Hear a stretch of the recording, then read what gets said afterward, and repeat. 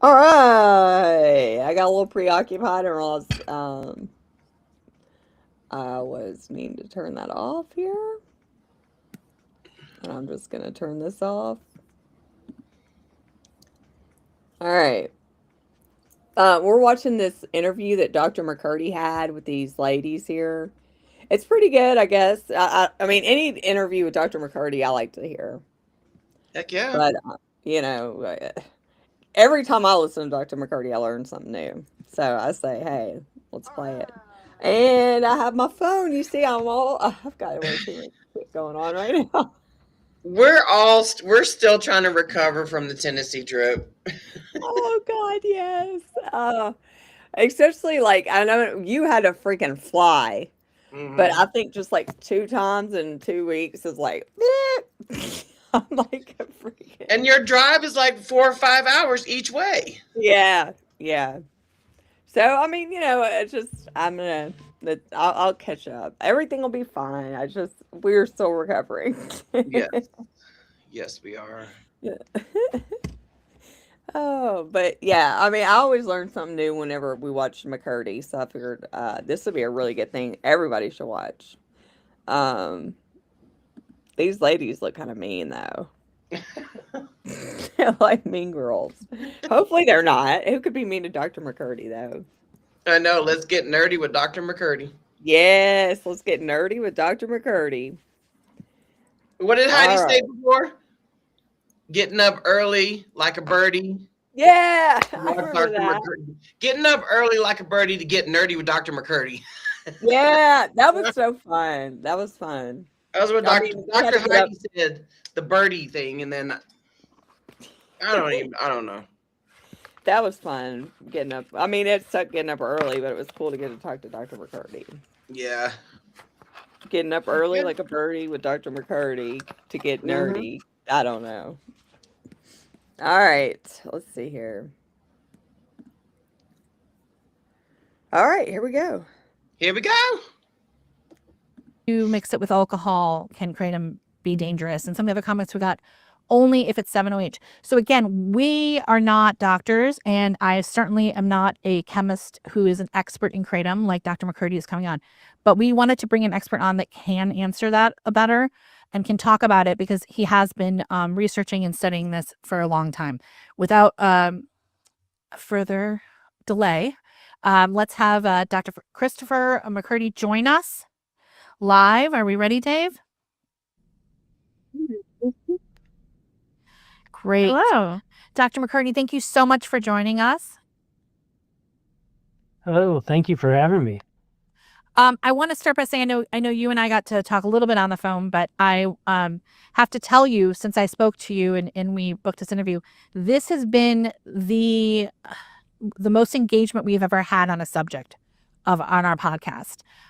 We've seen a ton of people. We've seen a ton of people react in different ways. Some have wrote in to tell us their story of losing a loved one, to kratom. Others writing in saying that it changed their life and, whether it be pain management or not. And so what Jenny and I wanted to do is bring the expert on to talk about this because I think, as you know, there's so much misinformation out there about kratom. So we just want to focus on the facts and also speak to the pros and cons and what you've learned in your expertise. Sure, and I appreciate the opportunity, and also I've had the same type of feedback. I've had a lot of emails from individuals that have lost loved ones, and I've had a lot of emails from people that say this has been a lifesaver for them. So there are definitely benefits, but there's obvious risks, and so happy to discuss all of that. So let's start with the benefits. Just because I know we spent a lot of time on our first episode. We told a story of a woman who lost her son to kratom. So I would like to open the conversation with what do you know from as a chemist, what the benefits are of kratom or potential benefits? Yeah, so I'll just start by saying traditional use was beneficial to those individuals in Southeast Asia. So it really originated around the border of where Peninsular Malaysia and Thailand connect. And in that region, it's obviously tropical, very hot, and the outdoor laborers used it to get energy, to have stamina, to be able to survive and thrive in that outdoor working environment. They also used it at times to help with pain, and in some cases found that when they ran out of their opium or their opioid treatments, this was able to sort of ward off their withdrawal symptoms. And that's where we got interested in this during the opioid crisis back in the early 2000s, thinking that this could be a potential natural remedy or a natural help to the opioid crisis. I don't think it's the end-all be-all answer. I never have, but I thought it was another tool that could be a possibility. And that's really where we started to see some of the benefits in the laboratory and testing animals that we had habituated to opioids, and seeing them be able to get off of those opioids without having severe withdrawal symptoms. And then eventually being able to stop using the kratom on them, or the kratom as we call it, on them, and really not seeing any detriment. And talking with physicians at the time, of course, no one knew what this was. It was unknown even to the DEA or the federal government back in the early 2000s. And I started to talk with a physician friend of mine who was an opioid treatment specialist. He started to ask patients of his, and sure enough, there was a few that had heard of it. And if they had heard of it, they had used it or tried to use it to reduce their use of prescription opioid medications, and in some cases had success. And let's fast forward a little bit to, maybe 2015, 2016, when the government was aware of this and they started to have some concerns raised themselves. There was still a lot of people that were reporting great benefit, real help with energy and mood, and a difference maker for them to get off of opioid medications, which are depressants and just kind of had them disengaged from their family or loved ones.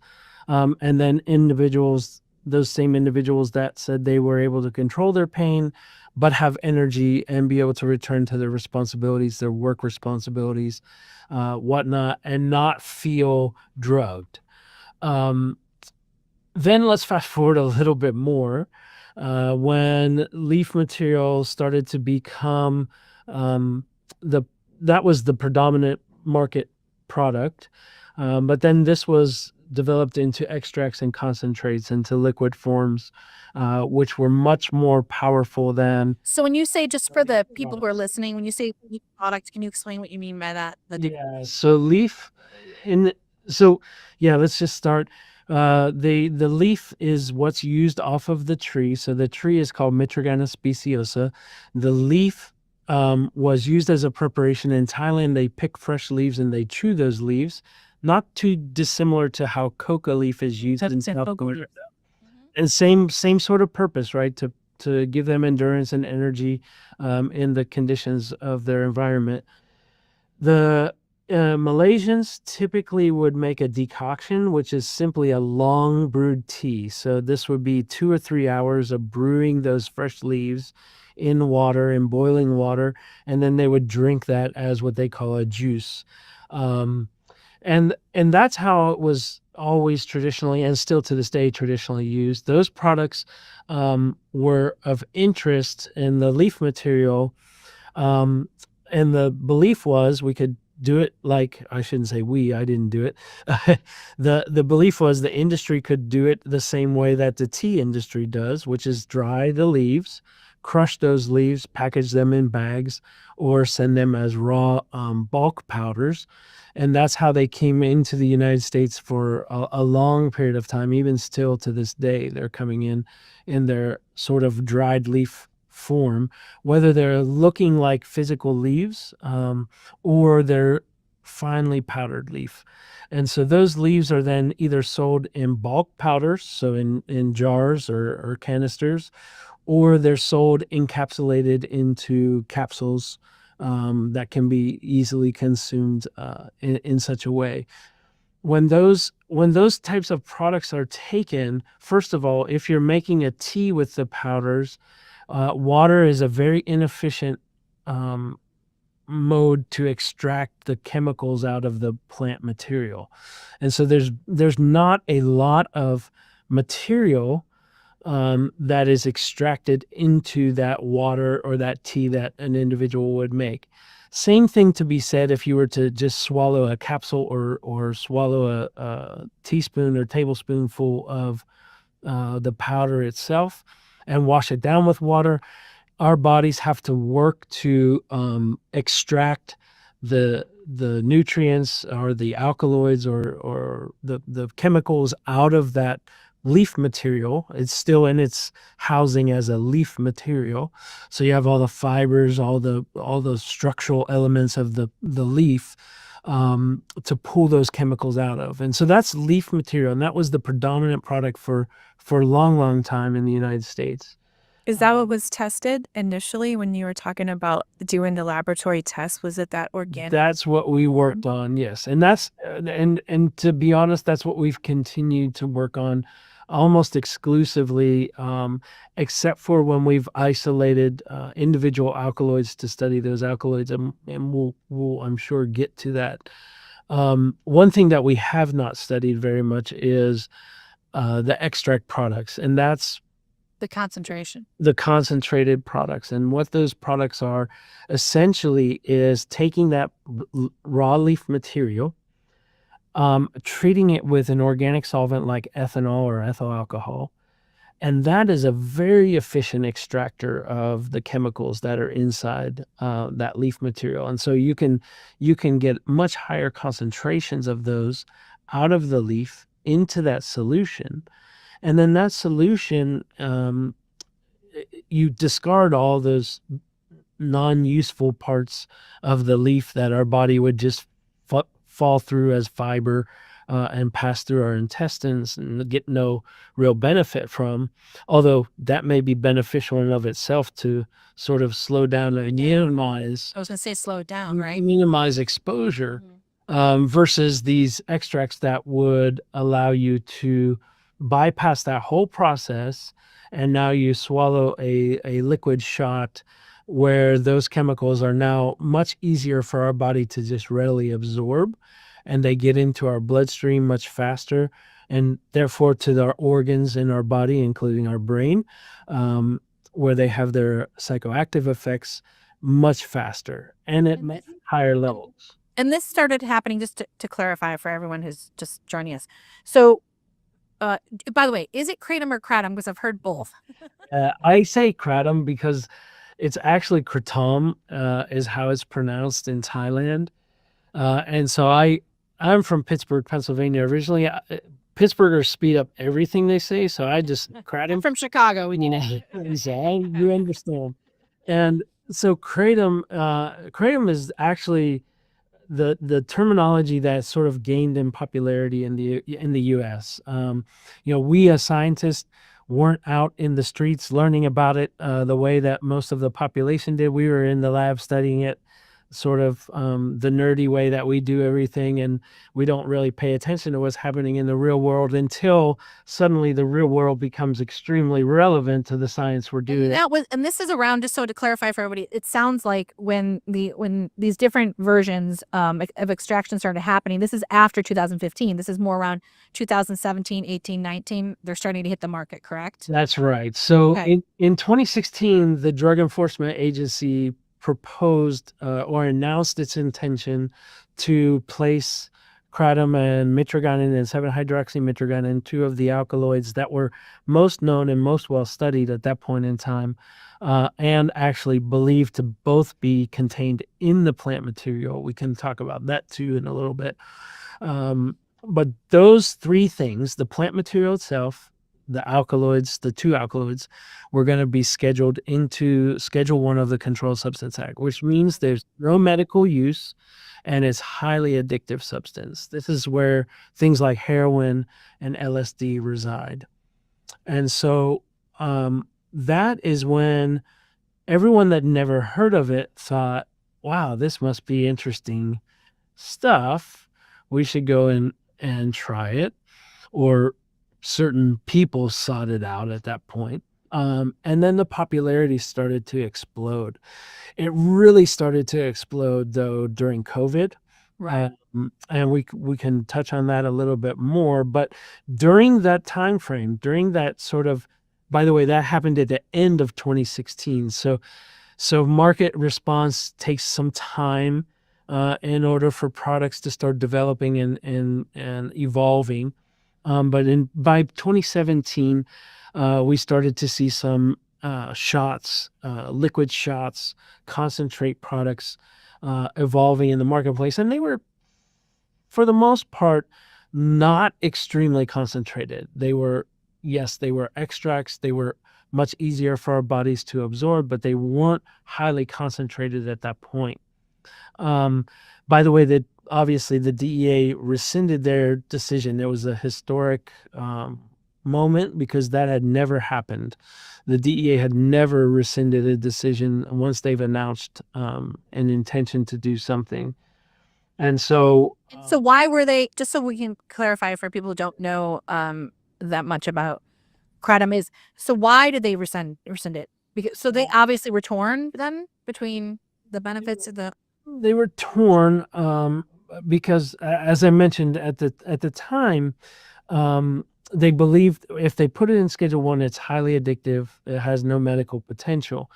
But then there was a response when they announced these intentions. There's a 30-day response period, open public comment period required by federal law, and they received almost 30,000 comments in that 30-day period, which was totally shocking to them. They never had received such feedback on any announcement before.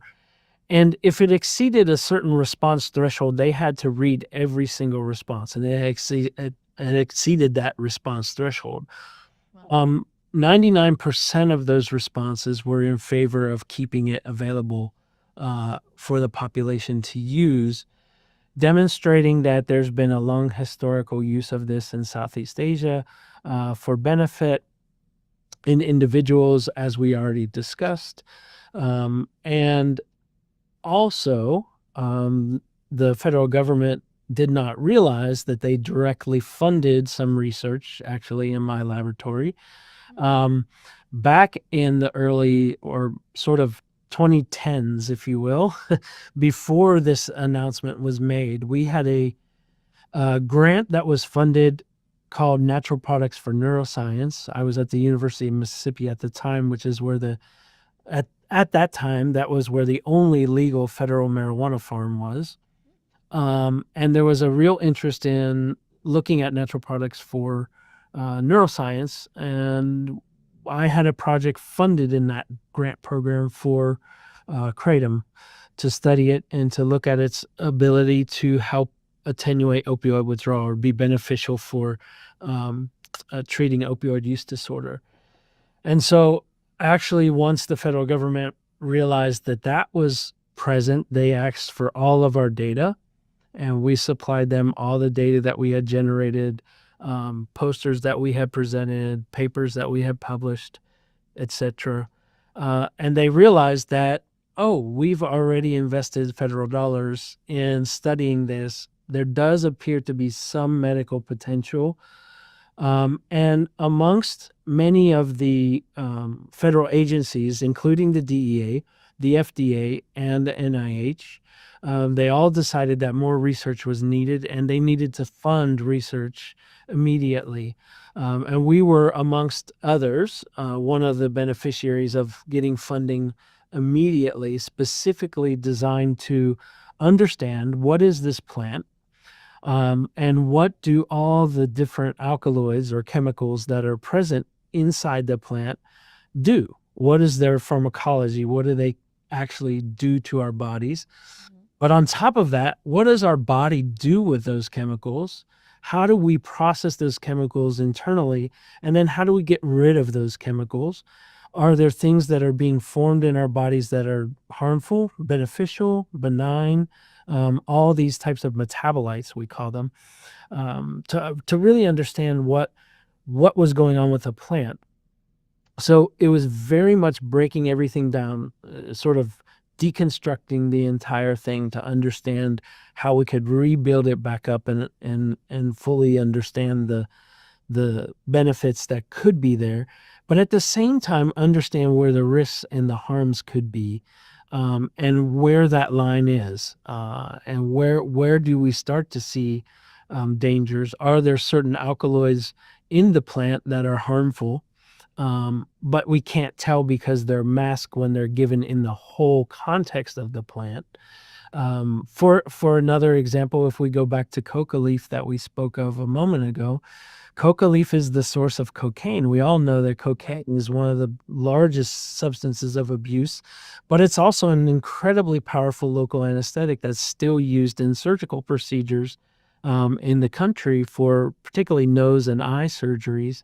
But the leaf itself is actually fairly benign when it's chewed and utilized. There's no history of it being abused. There's no history of it being addictive. And that's back 8,000 years in South American culture. So we really wanted to understand is In the plant, yeah. there's Also, beneficial to the plant. Yeah. Yeah, and also just to point out to everyone who's joining, listening too. So while you're doing your research, I have a question. So you guys are doing this research to try to figure out what are the benefits of this plant. Let's not throw the baby out with the bathwater, right? Exactly. And figure this out. But at the same time, what is happening in the industry, more concentrate, right? Is Yeah. Yeah. Well, unregulated, right? Unregulated concentration. unregulated. So regulation was a big problem, and I've been standing on a stump post for years saying this is a wild, wild west marketplace, buyer beware. Right. As a pharmacist, I was originally trained as a pharmacist. I would not recommend anybody take this because it's available without regulation still to this day. Some states have put regulatory pathways or at least some protective barriers around these products, but for the most part, they're out there being sold in places that have no medical supervision, that can provide really no solid education on how to use them. Many of the manufacturers that make these products now try to do their best by putting, as much on the label as they can, but there's still lots of products that have really no information available on how to use them and what they're for. And so there's a real still confusion, I would say. Not only that, not all the products are equal. We've already talked about Right. leaf. We've talked about, sort of mild extracts. And then we get into these super concentrates, and the super concentrates really started to explode during COVID. I think people were bored and not, having things to do, and lots of things happened.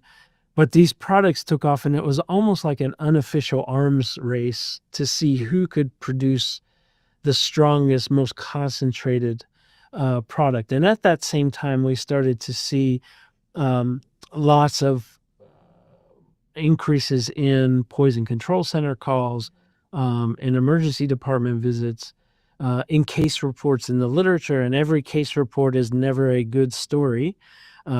Many of these are either about someone that had died from exposure to this, or was injured in such a way that they obviously needed medical attention.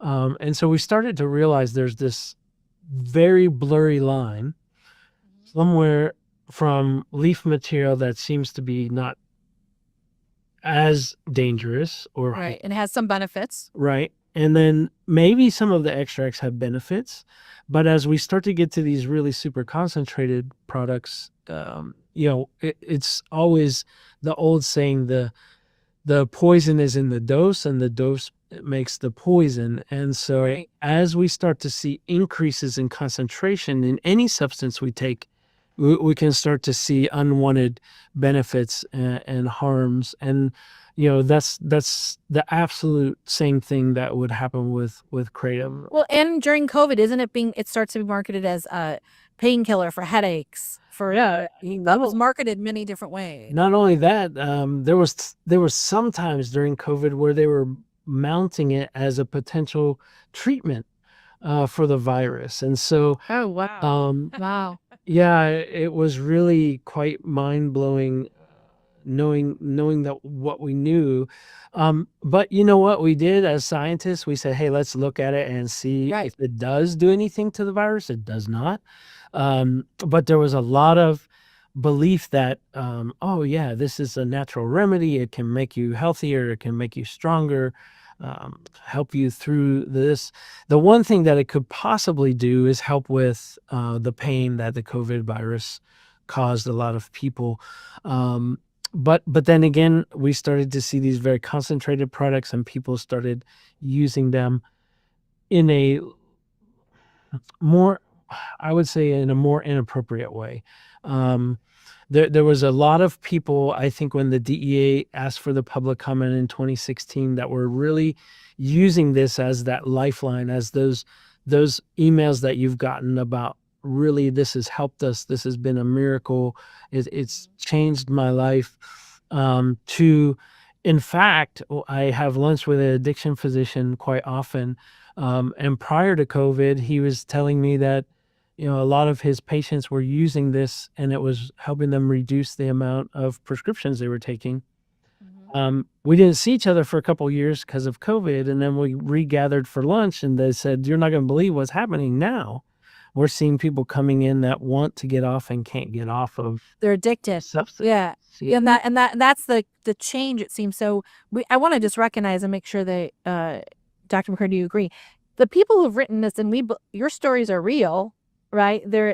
Some people are seeing benefits, but the problem is there's no way, right, to know. You can't say, I know my gas station has the safe concentration, right? There's no regulation. There's no regulation. So we have no way of knowing what that is. And also, like you said, from our research, we found out that, there were people who were taking it, thinking it for headaches. There were other people taking it as a sleep aid. There are people who don't know, then there's a whole group of people like, well, only if you mix it with alcohol, it's bad. But then we've heard stories of people who didn't mix it with anything and unfortunately OD'd on it just because of what you buy in one place isn't going to be the same as where you buy something else, correct? Correct. And although we have not seen products that have been adulterated since around the time that the DEA announced. We actually found products that were shipped to us from emergency departments because individuals tested positive for other drugs of abuse and swore that they were only taking the kratom product.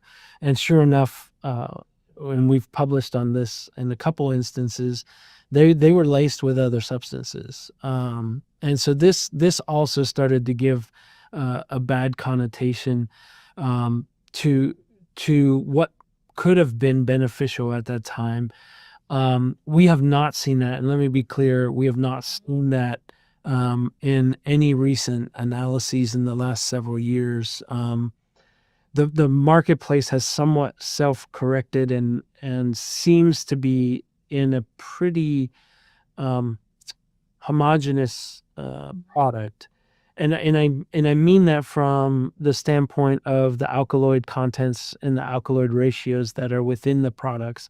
Of course, leaf would be still the least amount of those alkaloids, and these concentrates are still there. But in the ratios relative to each other, they're still pretty consistent.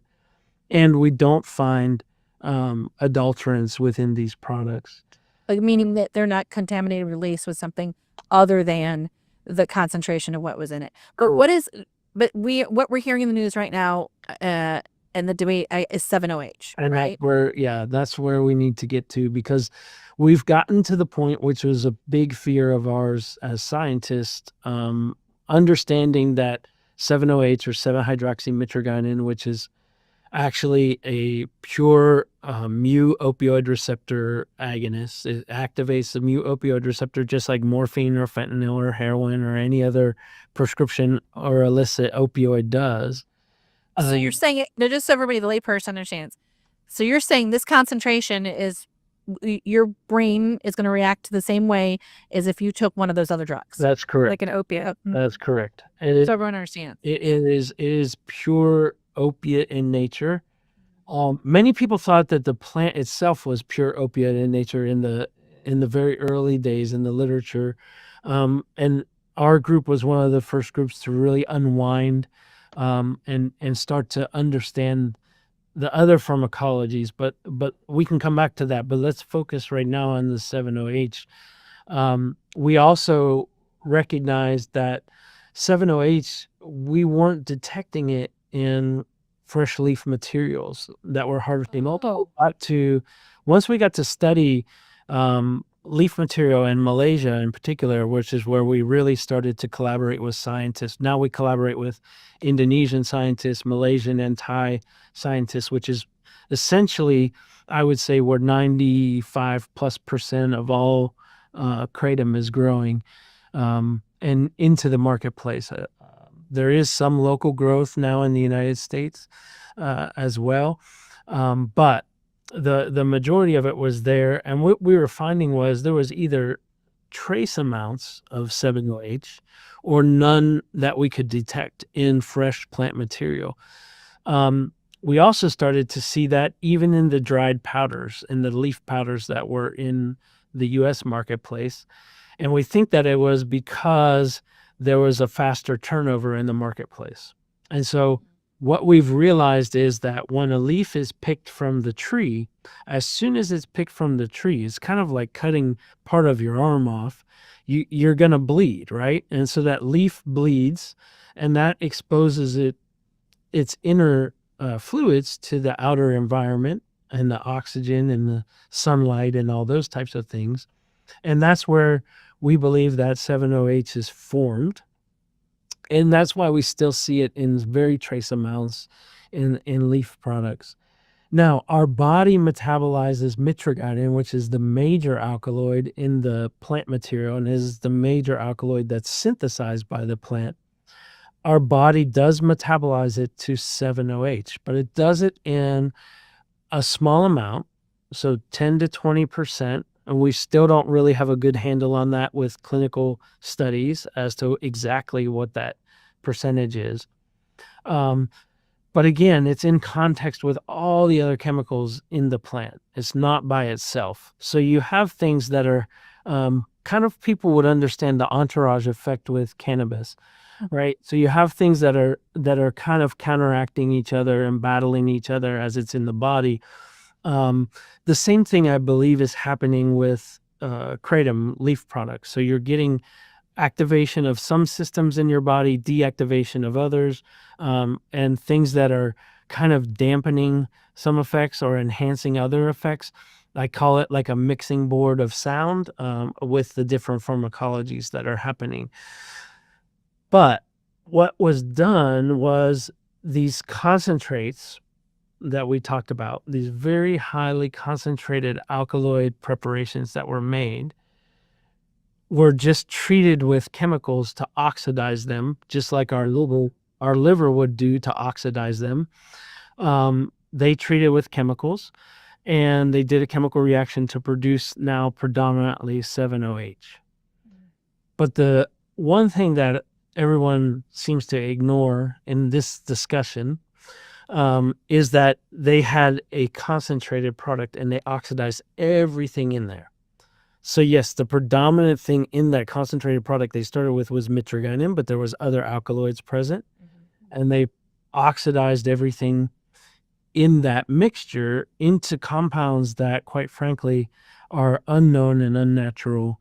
And that's where the other piece of the public health issue comes into play, because we have no idea what this new created product is, other than what the major thing is that's present, which we know is pure opioid. And so that's where sort of the double-edged public health concern came from. One is you have availability of a opioid, which arguably, and we can talk about this as well, arguably could be a bit safer of an opioid, 7-OH, than something like morphine or fentanyl or oxy. If it was regulated with proper people distributing it. If we understood, one, it's pharmaceutically produced and pure.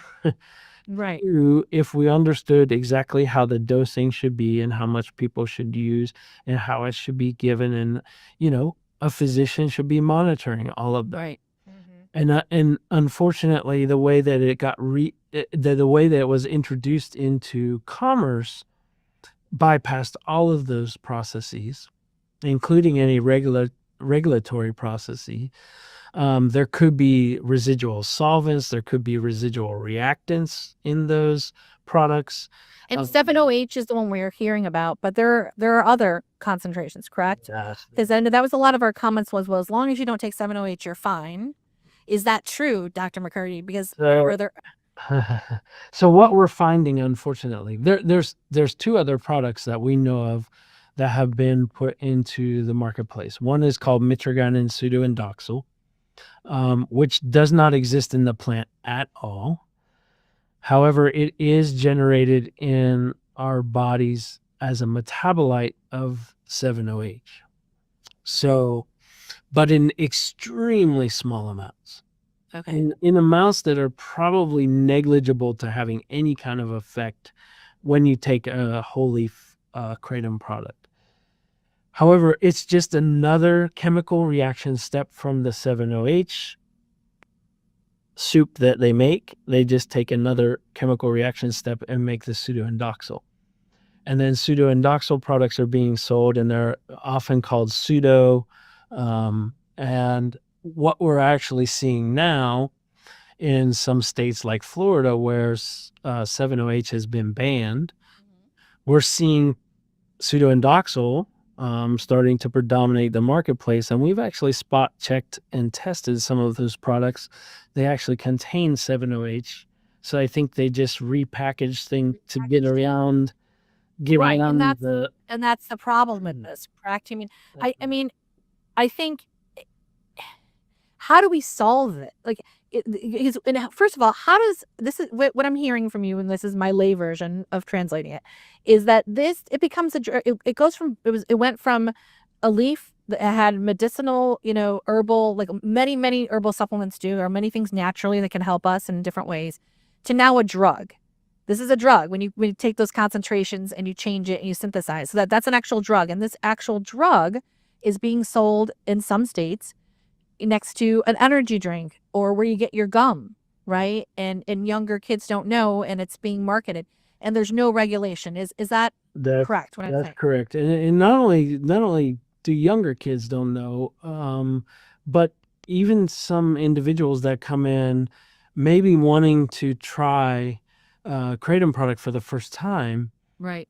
I've heard at smoke shops that they would offer, oh, this is the newest version or the newest product in the market, and they hand them this 7-OH product, and that's not at all what whoever was coming in was envisioning happening. Right. They're probably marketing it as organic, and they're getting instead basically an opioid, right? Is that Yeah, so in the early days they were marketing it straight up as kratom. okay? And there's been some agreement within the industry to finally move away from that, but only certain individuals have been marketing it as, organic alkaloid, super alkaloid. They still call it kratom derived or something like that. But yeah, it's still a mess, and it's still a situation that needs to be managed. And of course, the FDA last year came out on July 29th of 2025 and encouraged the DEA to place that chemical in Schedule 1 of the Controlled Substances Act, and that's still sitting on their desk with no action being taken yet. There's a lot of reasons that I've heard no action has been taken. It's not because of therapeutic potential at this time. It's really because of enforcement and how are they going to, sort of implement this, considering the size of that market right now Right. across the country. And also it varying state to state. I mean, every state it's different, and how you can buy it and when you can buy it. And another thing I think, like the story that we had on our podcast, Randy's son's story. I mean, he wasn't mixing it with alcohol. He wasn't mixing it with anything else, and it wasn't 7-OH. Because this was before 7-OH was out there in the market. But she believes that he was taking it for potentially a headache, and when the headache didn't go away, he took more, because that's what you would do with an aspirin.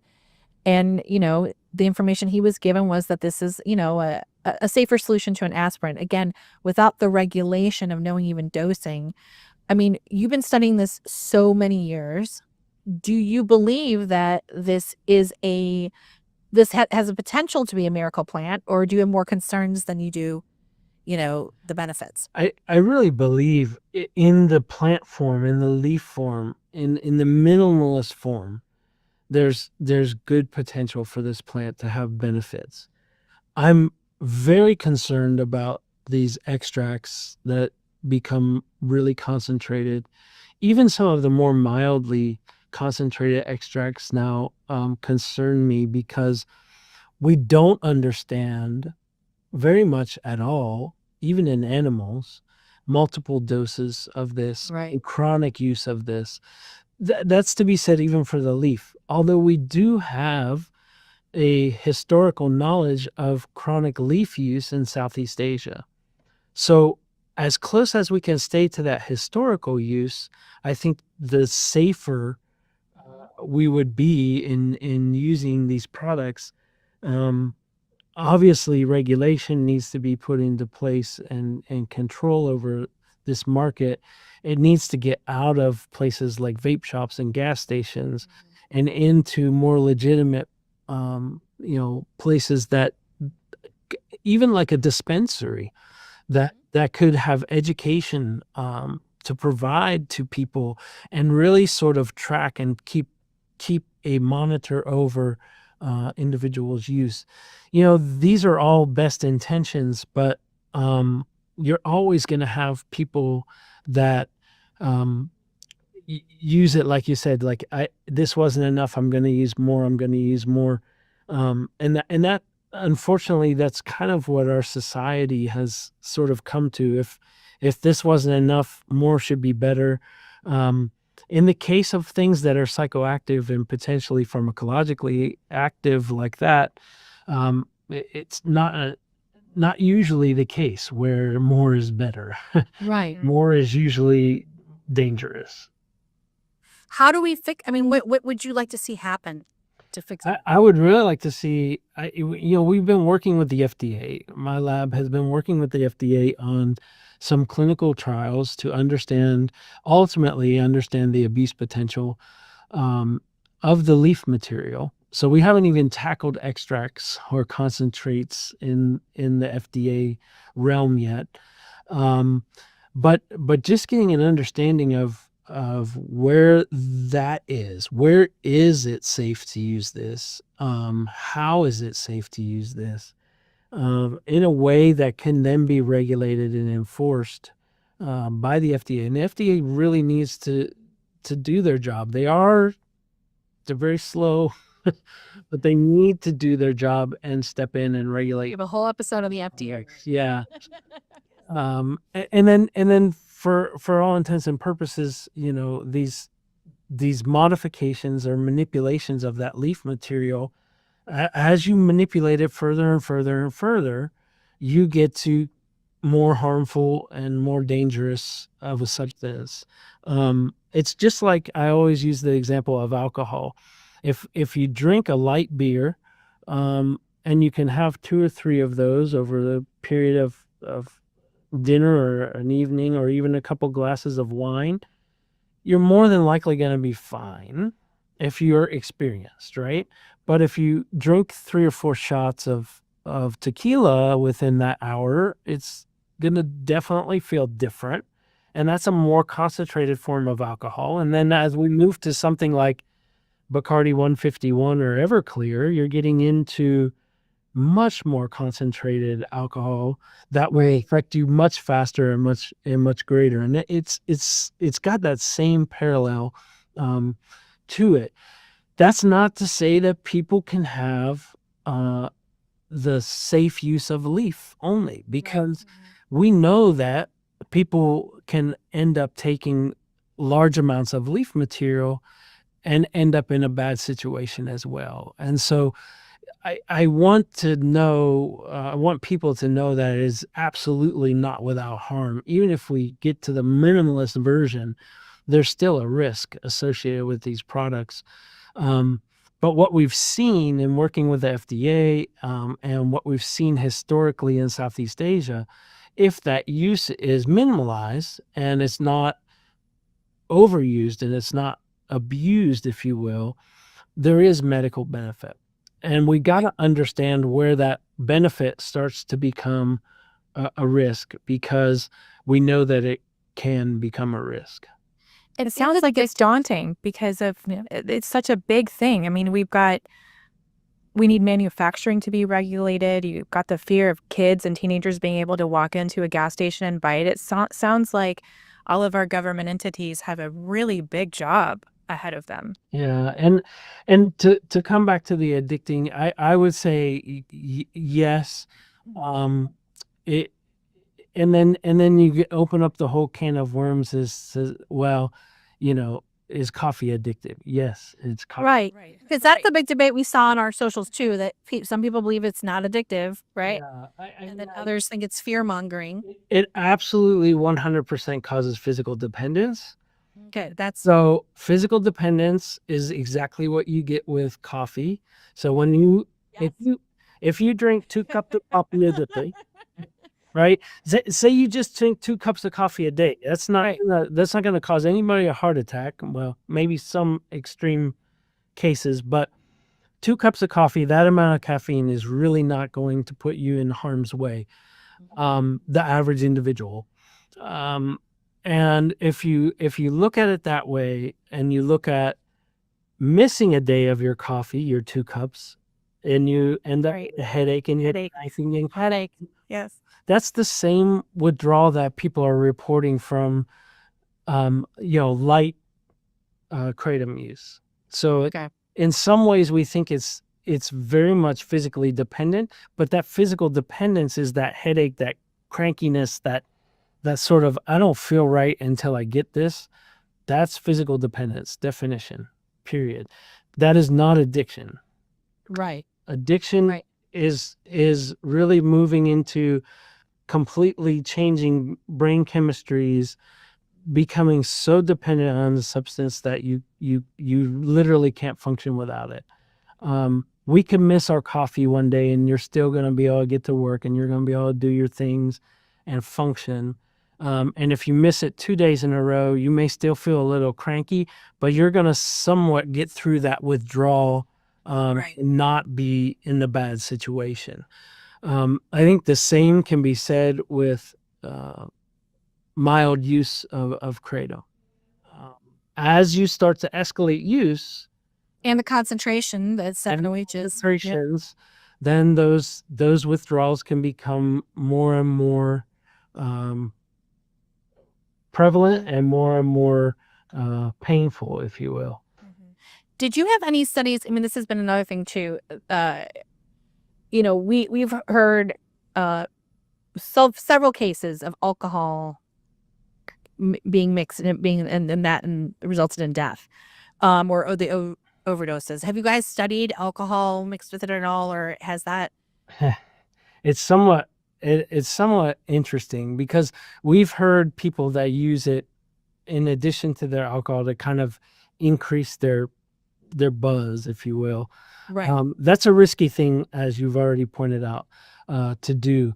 But there are studies that are funded by the National Institute on Alcoholism and Alcohol Abuse showing that Kratom use is actually reducing alcohol consumption and maybe something that can help with alcoholism. Now, Leaving off alcohol. again, it's this really weird paradoxical stuff, right? Because if you use it to try to minimize the use, and by the way, most individuals that are using it, that report that has been very beneficial, also report that they're not drinking as much as they used to.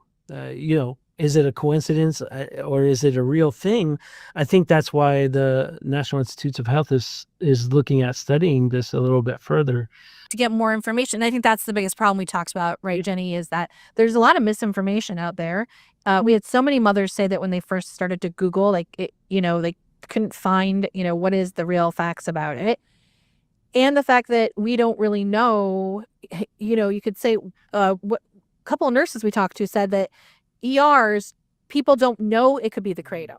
So they could be going in multiple times, right, basically overdosing on it and have no idea the Kratom was the reason. They don't tell people I'm on Kratom. They don't say, Right. They think it's like magnesium. It's like taking magnesium. I think all natural. Oh, I just took a natural supplement. There's no way that could. So the studies can't show you what's happening. Yeah, we've actually tried to implement some changes at University of Florida because we had a baby born that was in opioid withdrawal, and the mother said that she wasn't using opioids, and so we started to pursue that as, is this an effect that Kratom can cause in pregnancy, where you get a baby that's born in withdrawal because now they don't have that Kratom supplement any longer, and sure enough, we're about ready to publish those findings, but it's something that should absolutely be avoided in pregnancy. And we started to get the physicians to ask when they come in to deliver babies, they ask them, what substances are you taking? Do you smoke? Do you drink? Do you do this? I said, do you guys ask about supplements? And they said, no, not usually. And I said, well, we should ask about supplements in general, but we should definitely be asking about Kratom use as its popularity has increased. I've given in-services to ER departments, talking to them about it, saying you need to find out if people are using Kratom in addition to whatever else they've been using when they show up. Not only that, it gets even more complicated because, as we've already discussed, there's all these different forms of products, right? And so just getting kratom use isn't really informative enough because it doesn't really tell us what their exposure has been. So if you come in and say, yep, this guy just drank alcohol at the bar for the last 2 hours, well, did he drink a couple light beers or seltzers, or did he drink, a bunch of tequila shots? Right. There's a big difference. And we generally know to subclassify that. We don't call alcohol by alcohol. We say, oh yeah, he had a beer, he had a shot, he had this or that. We don't do that with kratom products, and that's another risk and danger in not only our healthcare providers not being educated enough to ask about kratom use, but if they are fortunate to ask about it, do they ask, what type of product? Detail. Mhm. Yeah, because you need that kind of detail. It totally makes sense. Public you're a good awareness parent- is so important. Yeah, the awareness and exactly. And what would you say to I mean, a lot of parents were commenting too. I mean, I think this is, and Jenny and I talk about this, like, you want to talk to your kids about drugs, you want to talk to your kids about this, but now we've got this whole other, you got to talk to them about supplements, right? Because a lot of the stories we heard were young people who didn't think they were doing anything wrong by taking something, or Yeah. they didn't know that there was a different concentration. What would you say to parents that they need to know about kratom? Yeah, I mean, first of all, kids shouldn't be using it at all, period. If I had my way, I would recommend that it's not used until someone's 25, if they're going to use it, because this is when we know the brain is fully developed. If I had the ability to rewrite liquor laws and tobacco laws and all those, I would change them all to 25. Just because we understand neuroscience so much better now, and we know that the brain is done developing, and we don't understand how all these substances affect brain development. That's one aspect of it. The other aspect is these are substances that can certainly cause some sort of psychoactivity, which, when you don't have a fully developed brain and you don't have a full functioning frontal cortex, that's our executive command center that helps us make rational decisions and realize that we don't need to do more of this. Right. That puts those individuals at risk. So, young kids, and I have 2 sons, and I have 2 in high school at home that are stepkids, a son and a daughter. I freak out all the time when I see these products available, and that goes for gummies with mushrooms and CBD gummies and THC drinks at the stores now, and all of these different products are something that kids should be avoiding. Kratom absolutely should be avoided by kids, and like I said, in some states they've regulated it to 18, in some states 21. I would write it at 25. Some states, no regulation. Yeah, most states. Yeah, most states, no regulation. I think that the awareness today has really helped because, we don't want to fear monger, and there's also so many questions. But I really do think now from talking to you that awareness is one of the things that's key. Just, parents and anyone that works in the medical field, just awareness and education, because the gamut of it is enormous, obviously. It almost feels like it's just overwhelming. I can't imagine being in your shoes and having the pressure you have with, the government entities. So I really appreciate the facts today, because it's so unregulated and there's so many aspects to it, whether it's organic or whether it's synthesized and what the concentration is. And, there's no manufacturing regulation, and states are all over the place. So, And people's bodies react differently. right. Right. It's chemistry. Yeah. It's chemistry too. Yeah. To that point, we don't even understand, when we talk about special populations of individuals, we don't understand if you have an underlying cardiac disorder, or if you have an Right. underlying kidney disorder, or liver. Comorbidities. Right? And yeah. We have no idea how these products behave. We're learning unfortunately, at the saddest of all possible ways of learning, which is individuals that end up deceased, we're starting, potentially to get to the point where we can correlate what pre-existing conditions may be problematic with use. But again, we're guessing at this point. We haven't done studies to really understand that.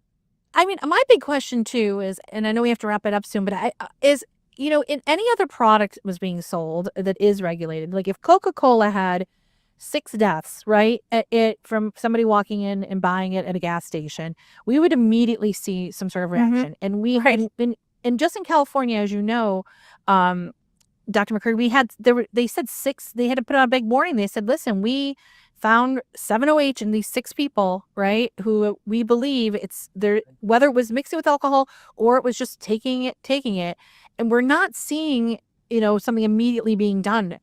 Why is that? Like, it kind of is mind-blowing because, I mean, even if you look at our comments, you'll see 3 other mothers who wrote in and say, hey, one of them said, I lost my son last Monday, to 7-OH. So I'm just curious, like, why it blows my mind that there's not like more of a knee jerk of even regulation. I'm not saying by the way, we know this helps a lot of people. We hear you. We saw your comments. We're not saying take this off, take it away, but some sort of regulation, you know what I mean, to make sure that these concentrated products are not available out there, and especially not available at a gas station. Yeah, I mean, we know for many experiments in history that prohibition is not necessarily the answer, but absolutely regulation is, and getting things into the proper sales environments. As I said, these things have never caught on in mainstream. They were very close to getting into grocery stores and Amazons and Walmarts and those types of things, and there's been quite frankly a pushback from those places because of all this uncertainty, and rightfully so. I really believe that just my personal opinion, not my professional or scientific opinion, that things should be in a dispensary type location where there's education there, where there's someone that's monitoring who's actually buying these things, and it's not a individual that's making minimum wage at a smoke shop doesn't care who they sell or what they sell. And I'm not saying that's all smoke shops. I'm just saying that that's an example that we know is out there. Yeah, no, I agree. Where can people go? I mean, I think that going back to what Jenny was saying about information, so many people said to us, I did not know where to get the proper information. Is there a place you can tell people to go if they want to understand more about Kratom, that they knows the facts and it's not, being blown up on social or fear mongering or not true, right? Not factual. So there's a few places. One, a lot of times you would like to really trust some of the medical websites that are there, but what we found is some of the medical websites are either involved with treatment centers, so they're a little biased in terms of how they're presenting information, or they're involved or sponsored by manufacturers, so that's going to bias information. Right. The FDA has done a decent job of putting some materials there in terms of education on their website, particularly about 7-OH. We at the University of Florida have a website that has a lot of factual information that's available. It's not easy to find, unfortunately, because if you Google Kratom, you get the Mayo Clinic usually as the first hit, and the Mayo Clinic has done a decent job of updating, but they're still outdated in terms of information that we understand and know. So we'll have Dave right now. Dave, if you can find that website for University of Florida, let's make sure we put it up. And I should make sure that it's still up and live myself. Yeah, let us know, because we'll make sure we put it on all platforms so people know and go. University of Florida College of Pharmacy's website, pharmacy.ufl.edu, and I'm not sure what the extra cabbage is, but if you search that and Kratom, you should be able to find It's called a Kratom resource page. Great. We have a lot of information there. Some of that is outdated as well. I'll be honest. It's changing so rapidly. Fast, Um, rapidly changing it. that is hard for us to keep up with even that. We have put out a lot of continuing medical education programs for healthcare professionals, nurses, doctors, pharmacists. We just, it's really hard to get the information out to get those educational campaigns. Um, and it's really hard because there's only a few of us that have the expertise around the country to really spread the information in a what I would say more balanced way, and not in a fear mongering or one side or the other.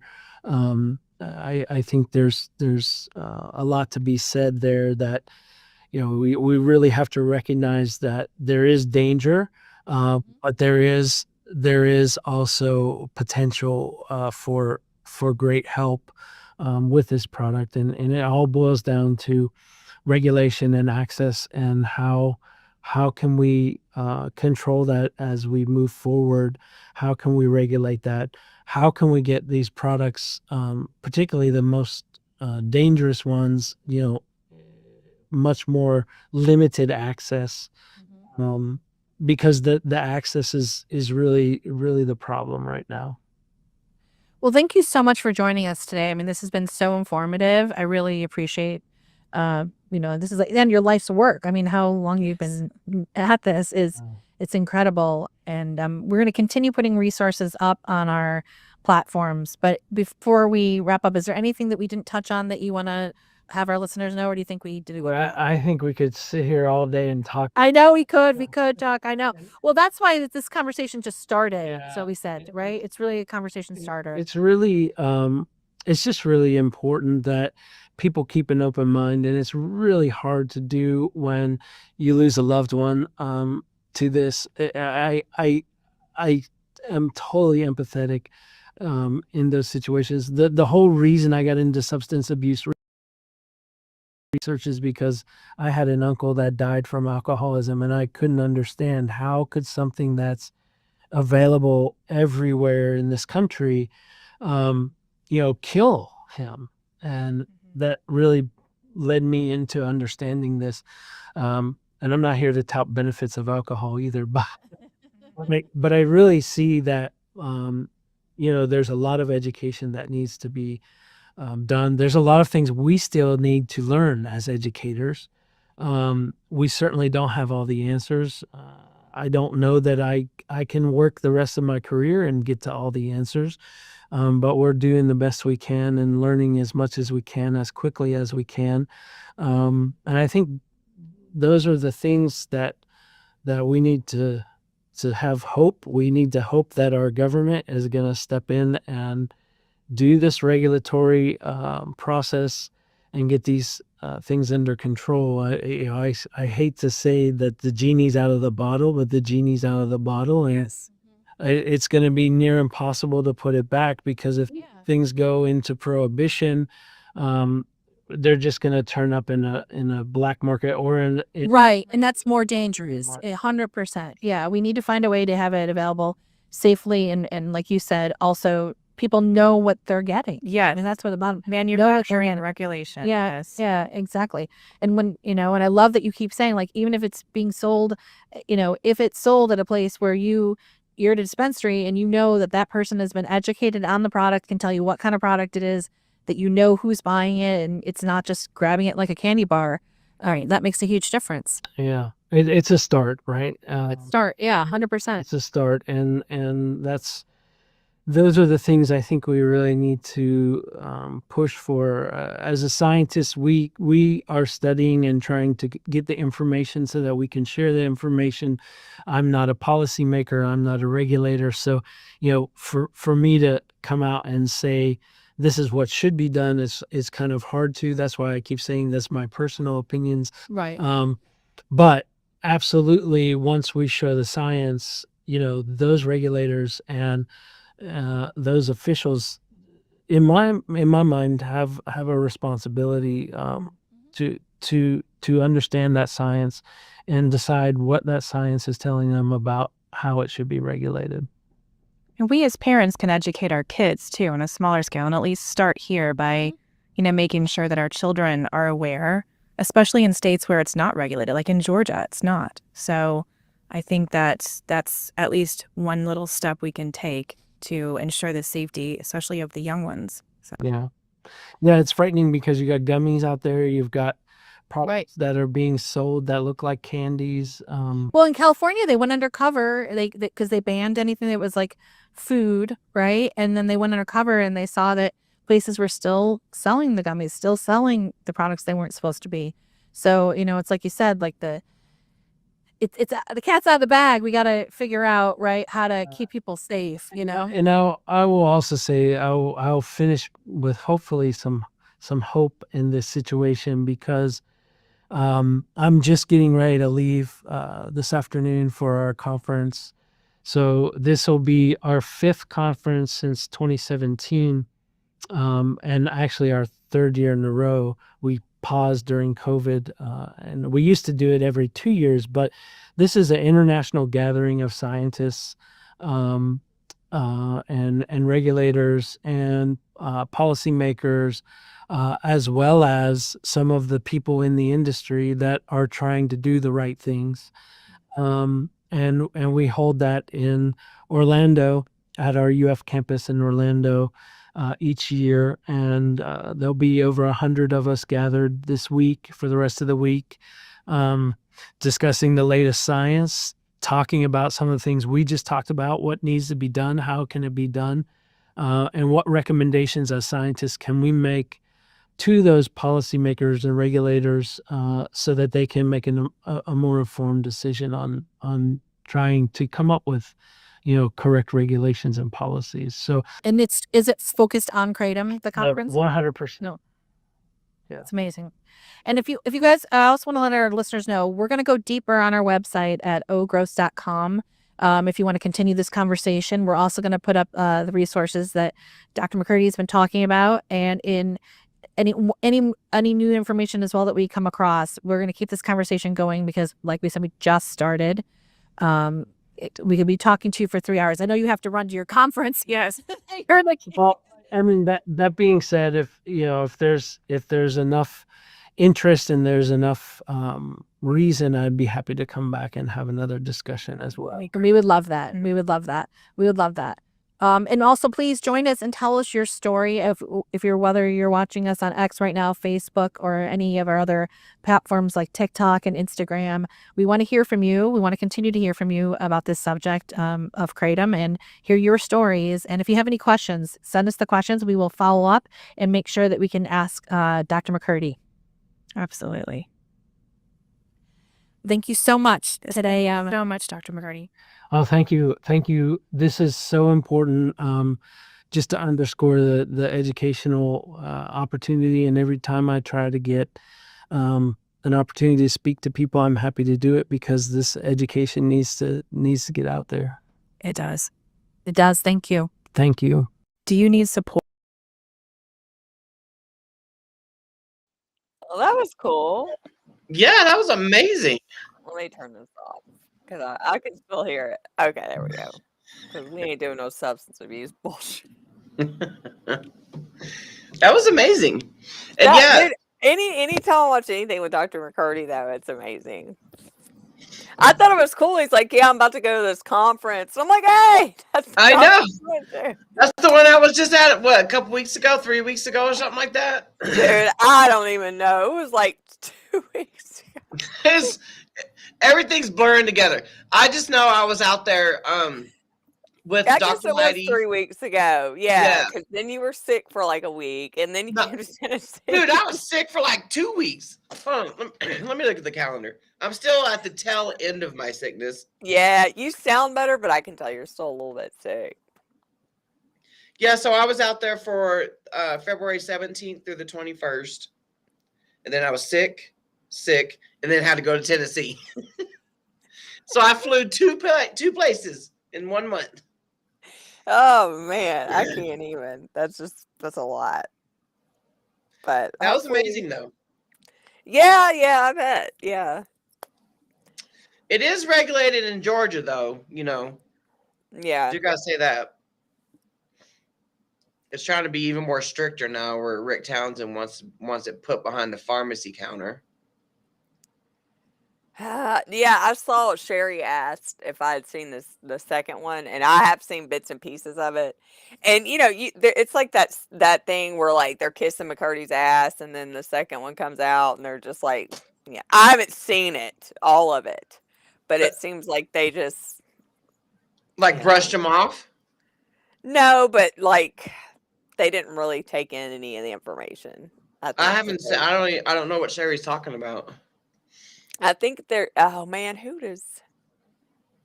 can't remember who they have on the next one, but I mean, it's like anti-kratom, pretty much. You know what I'm saying? Let me go look. I'm trying to think of who in the heck it is. Because somebody sent it to me, and I was like, oh, crap. Yeah, go look. 'Cause I can't remember. Oh, with the person that did the documentary? Yeah, that's what it was. That's what it was. That's who it was. Yeah. So it's like they took and that's like what happens with so many things, or so many times, like when Dr. McCurdy comes on to things, it's like they just brush off everything he says and go to the next thing. Like, at least take it in. Yeah. But I don't know. whatever. Maybe we might play that one later. I don't know if I can Right. say that. I don't know. I know. I know. Because there's like another thing we were thinking about playing today, but I was like, I can't sit through that. No, I know. I know. It's been too hard of a week. Oh shit. Man, what a week. Yeah. We had an amazing time in Tennessee, though. I freaking still think about the kava bar that we went to. Like, that was just so amazing. I was telling my husband, I was like, dude, I am telling you, that was probably the best kava I've ever had. I've only had kava like 4 times, but it was like, not only like, because me and you were just kind of sipping on ours, Yeah. but it was like just the perfect like Zen feeling. And I think it's the environment too, because I walk in that place and I feel like I'm at home, Yeah. And it was like the most delicious taste. It was like Cinnamon Toast Crunch cereal milk. Well, I didn't try yours, but I had the velvet one, the velvet berry or something like that. It was so good. Oh man. I mean, I had such a good time. I'm so glad I got to see you again in person, and then meeting Jordan in person, and it was just nice. It's always nice being able to hang out with your people. You know what I mean? And then we got to meet Kels and then Dave, Yeah. Dave is entering his advocacy phase. And he had the time of his life, boy. Y'all, Dave met, I don't know if anybody's into WWE that's watching this, but there's a dude named Kane he's like the Knoxville mayor now, but I met him one time a while back in like Barnes and Noble. He was there at the courthouse that day. Yeah. Yeah, I had no idea. Like we were talking on the way home. I was dropping Dave off, and he's like talking about Kane. I'm like, when'd you meet Kane? Because he shows me the picture, and he's like, today. I'm like, shut up. I think that's where he went to disappear to when we took the group photo, because he's not in our group photo. Yeah, there's a lot of people that's not in our group photo, but there was, I mean, Tennessee showed out. I hope that we continue to do that. I do. I say there was about 15, 20 people there. Yeah. But in our group photo, there was just like, I think 10 of us.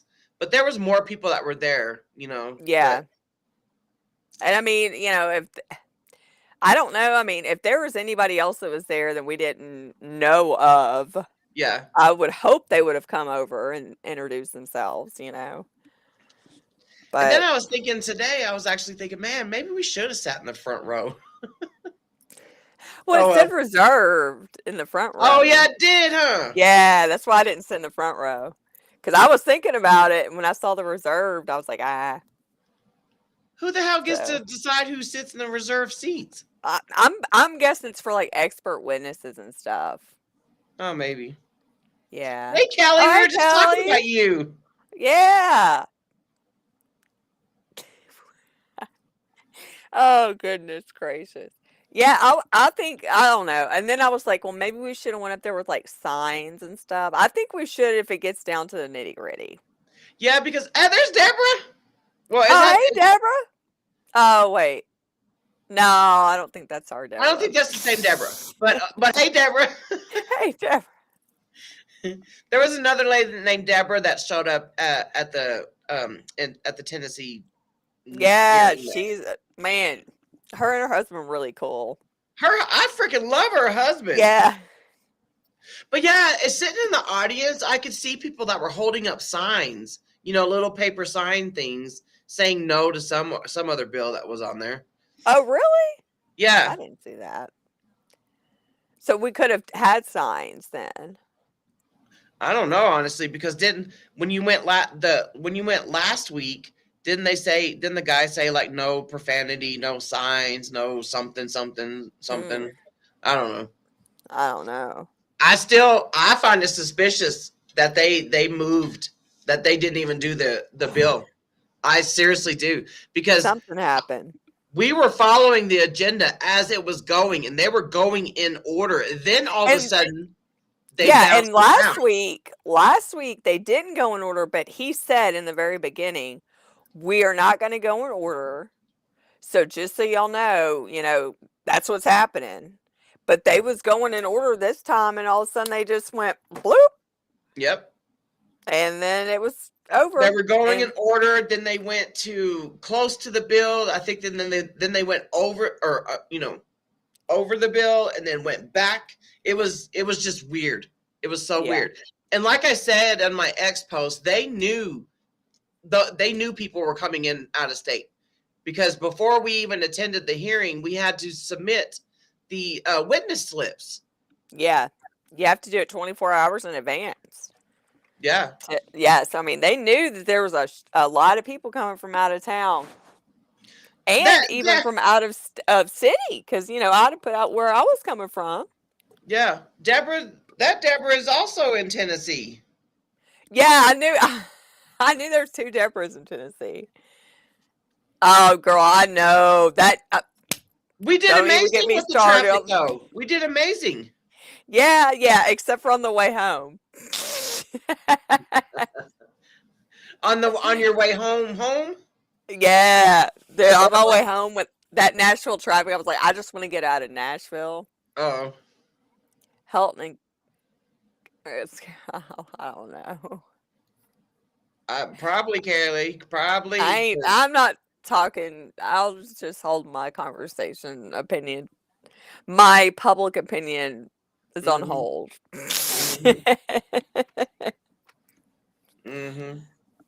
That's all. The hearings are still supposed to be going on Monday and Wednesday. I will say that Monday is a Senate bill, and it's number 80 on the agenda.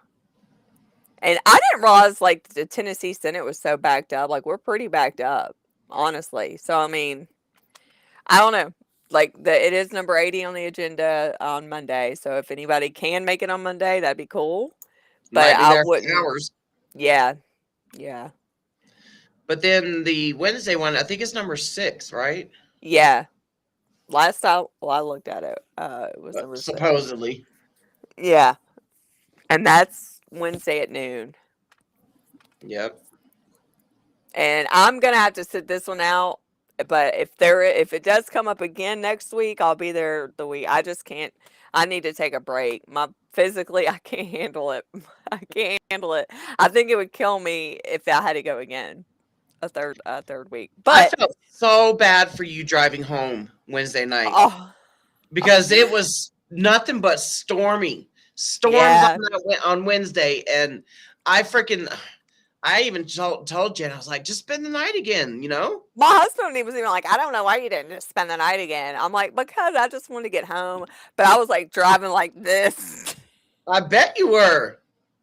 Because even my Uber ride home from Jordan's Airbnb, it was still bad. Yeah. Kelly will be there Wednesday, and I think Chris, I don't know if he's bringing his.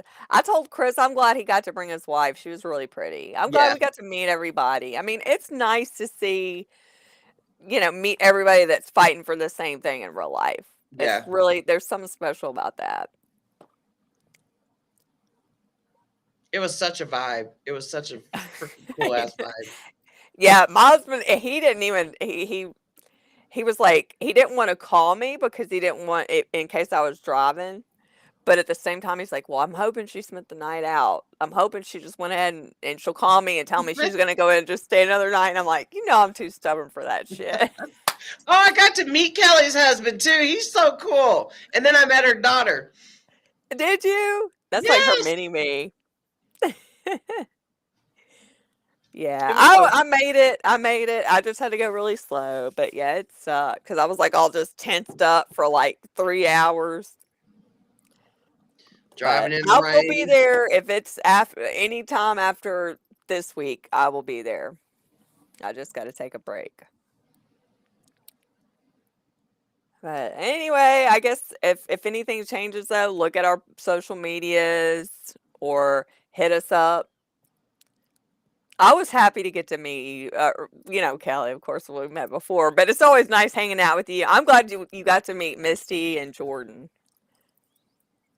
It was so cool too, because like we were all in the elevator going, and then all of a sudden Yes. Jordan walks in, and Yeah. I was like, ah! He had just called me before we got into the elevator. Then all of a sudden, he's last to get in. The door was about to shut on him. Yeah, and I was not expecting that because he had just called you. Yeah. So it was like, what? Yeah, it was really, really cool. It was really cool. And then just getting to hang out. And then after the kava bar, we went over to Daddy's Dogs. It was so good. It was so good. It was. I only ate half of it, but I ate the rest of it when I got home. It was so good. It was almost like therapeutic to be with everybody. It really was. Yeah, that's what I'm saying. It's like there's something special about meeting everybody that, you're all fighting for the same fight, the good Yeah. fight. There's something special about that. And Kelly, both Dave and Kelly's videos are going viral on my TikTok. Ah, nice. I'm blocking the haters though, because you know what? I ain't got time for that. No. That's what I do. Block. Mhm. I don't got time to mess around with all that. People like that No, don't get my no. energy. All right, well, we're going to get off of here. But yeah, if anything changes, hit me or Misty up if you have any questions. And we'll, make sure you get the right information if you want to be in Tennessee or send your story in to legislators, whatever y'all want to do. As always. Yeah. But thank y'all for watching. Bye, everybody. Bye, y'all.